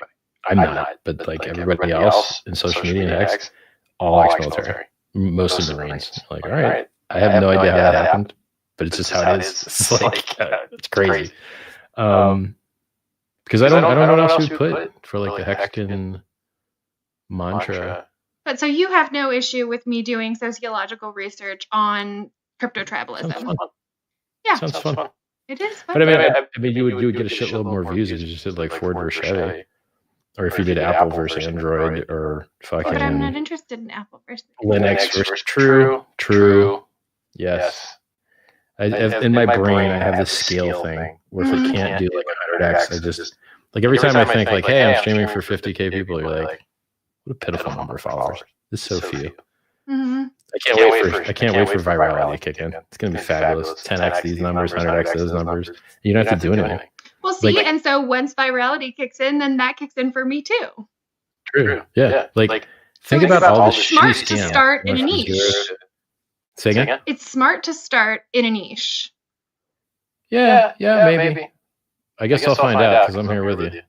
We're in the same niche. Plus Token scammed millions of people. BitConnect scammed millions of people. Imagine if you had a better product, better price performance, better everything. And then you should get the same fucking adoption or more. You just need to get those couple little pieces of like this fucking influencer, this connector, and then we might already do that. Like Hex might already be there. We might already be like just a month or two if you've gone viral. Like, because you see it on these other, like when you look at charts of things that have gone viral, they start pretty fucking chill. You're like, yeah, chill. And then at some point, it's like, and Ethereum did it, Bitcoin did it, scams have done it, and Hex hasn't done that yet. We're not in the mainstream media yet. We have so much opportunity, and particularly with gatekeeping. All this gatekeeping we complain about, that's just opportunity. Because you can only get better. like, oh, look, the gate fell down. Oh, cool, look, new people see the fucking logo and shit. Fab, you know? So, I mean, I think with Bitcoin doing the all-time high thing, I think we're all going to get a nice viral kick. Maybe some things a lot more than others. And Hex is going to be among those things, I assume. I think so. I mean, look, I go on Twitter and like, I see Hexagons penetrating. I see people talking about it in different unrelated streams. I see new YouTubers coming online, new social media people coming online, new faces all the time, people I've never seen before. I'm like, great, you know? So, yeah, I'm excited. Because what can we do better? We do everything so fucking good, 100% uptime. Who the fuck's got 100% uptime? Exchanges don't. Coins that have fucking inflation bugs don't. Like, you know, who's got the price performance we've got? Who's got the community we've got? Like, we've got anonymity, we've got throughput. So if you want anonymity, it's t.me/hexnado, or you can just go ETHEX to Ethereum and then Tornado.cash and then back to Hex if you want. So we've got anonymity, we've got throughput, zksync.io, we've got price performance, we've got a feature no one else in the world has. World's first time deposit, monetizes time, just like they do in the real world, 20% extra interest for every extra year. There's nothing left we can really fucking do to kick ass. Like, we kick ass. Throughput, price, and anonymity. What more do you want? Like, you know what would be awesome? I'll tell you what would be awesome. Fucking fiat on-ramp. Fiat on-ramp would be so great. Actually, saw something related to there being an option to go from fiat to Hex, but not for U.S. customers. Is that right? Yeah, we got that through Indicoin. Yeah. Credit card on-ramp, yeah. So it works great for people that aren't in the U.S. It'd be awesome to have that for people in the U.S. And it would be awesome for people, and like, that's, you know, you're not going to send $1 million to your credit card. And people want to buy millions of dollars of Hex. So it would be great to have that on-ramp issue solved. And I think I came up with a way that no one else has used that we could accept bank wires for Hex and just have, I can't give away too much, but like, I'm not even going to tease it. I care about getting fiat money into Hex. I care. And I think anyone that wants to make the world a better place, financially particularly, should care. So is this related to your Grayscale Kind of. Yeah. This particular thing I'm thinking about is more retail. Just jaw off the street. So there's different layers of gatekeeping, keeping money out of crypto. Mm-hmm. You've got advertising gatekeeping, and you've got financial on-ramp gatekeeping. There's only a few banks that will service crypto businesses. They're scared. There's, if you want to serve New York customers, they got some real draconian licenses there. So, state by state, it's hard, It's because they've so you can, as an end user, you can sell your used underwear. Mm-hmm. Legal. Mm-hmm. If you sell your crypto, probably also legal. But if you sell your crypto too often, unlicensed money transmitter, jail time. Mm-hmm. And you're like, is that actually making the world a better place, man? That fake pseudo law enforcement where there's no actual crime. There's crimes where there's victims. And then let me know who the victim is when someone wants to buy something and you sell it to them.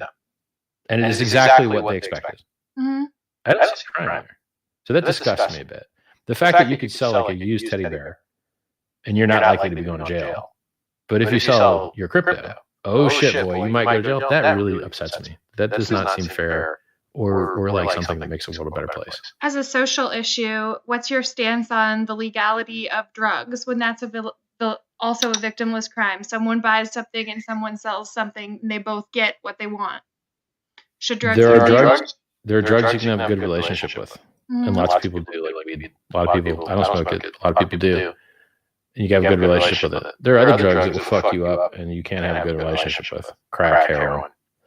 So if drugs are of the type where a large percentage, the majority of people that are using it can have a good relationship with it, I support this. If they're drugs where this is like, if you take that shit, your life's over, it's just a matter of like how many months until, I don't support this.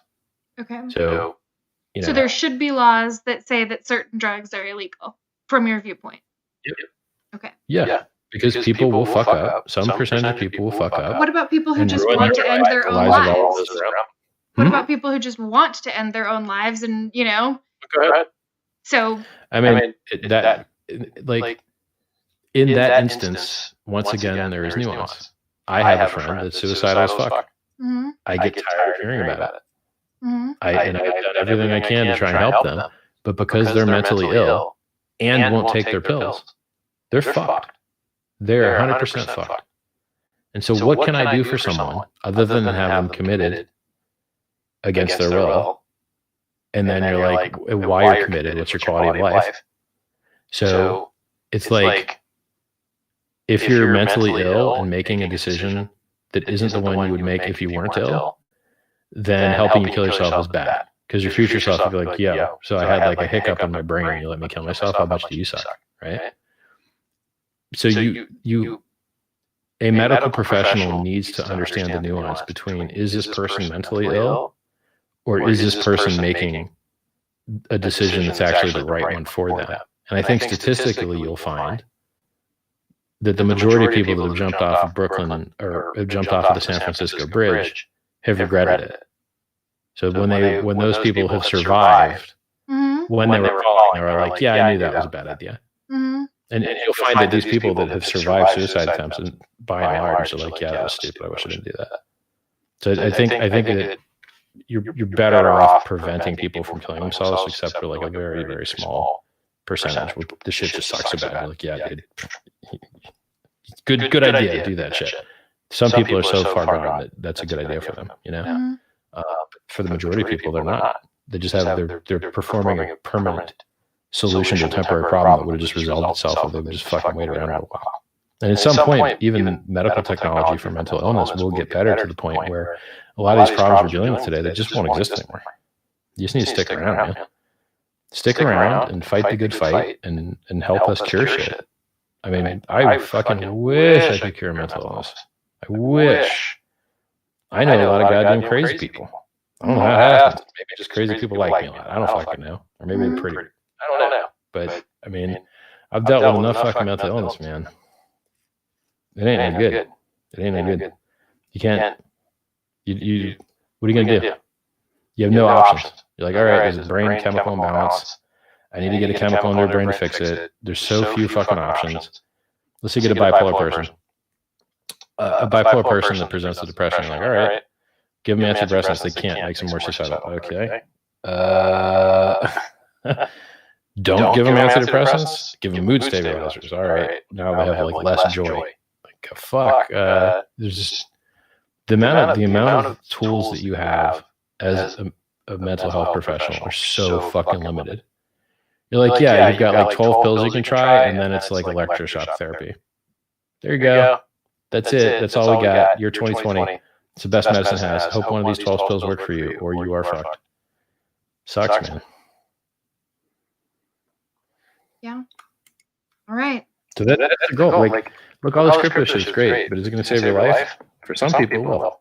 I know people who bought their.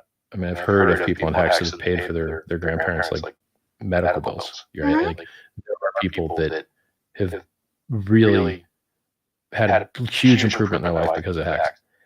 But at some point, man, we need medical technology. We need it. My grandparents are dead. I do shit to help. My parents, I don't know how much longer they're going to be around. Look at my fat ass. How much longer am I going to be around? We need the fucking medical technology. And everybody's working on everything else that doesn't really matter. How many, if you go out on the street, you start having a heart attack, what percentage of people that you could point at can fucking help you? Barely anybody. Why? Because everyone's good at shit that doesn't matter. We need less people that are good at shit that doesn't matter, and we need more people that are good at shit that does matter. And that's the world I would like to create. All right. So that's what your plans are to do with your astronomical hex gates. Hey, no expectation of others. Just telling you what I like. All right. And Hex, if you want the world to be a better place, you got to do it yourself. All right. Okay, Richard, anything else that you want to talk about before we... I don't know. I guess so. I mean, we could show our social stuff. Follow me on Twitter, twitter.com/RichardHartman.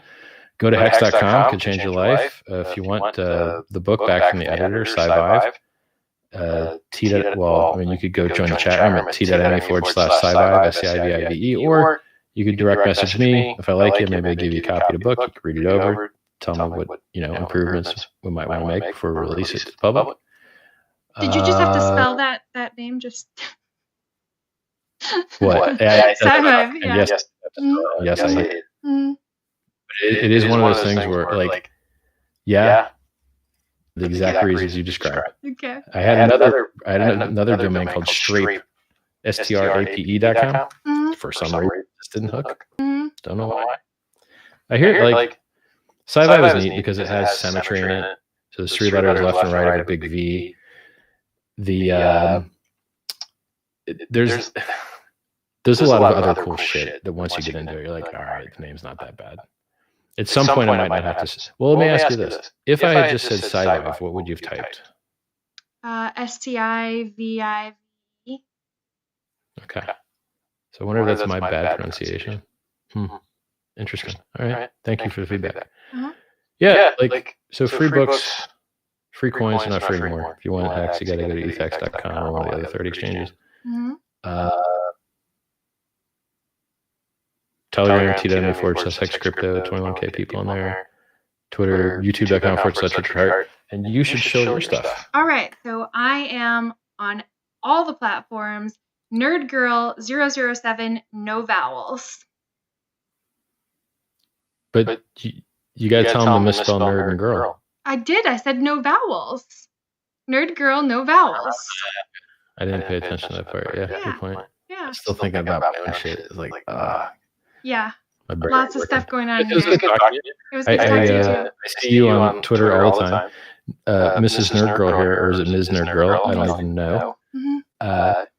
She made the coolest Hex video for... I like to post this people sometime. It's going to be a terrible rendition. Think Hex is a scam? Aw, have fun staying poor. I'm like, yeah, that's great. I love that was my Udi Wertheimer nod a little bit. That's his favorite expression. And I was kind of like, I don't know, making fun of Bitcoin a little bit. That was fucking great. I like that one. And, I mean, I hope for you that... I I think crypto is a very mean place. Yeah. Mm-hmm. And I would hate to be a girl in crypto because the shit that I get, you're going to get worse. Like you're going to get all the shit I get plus dick pics. Yeah, you know what?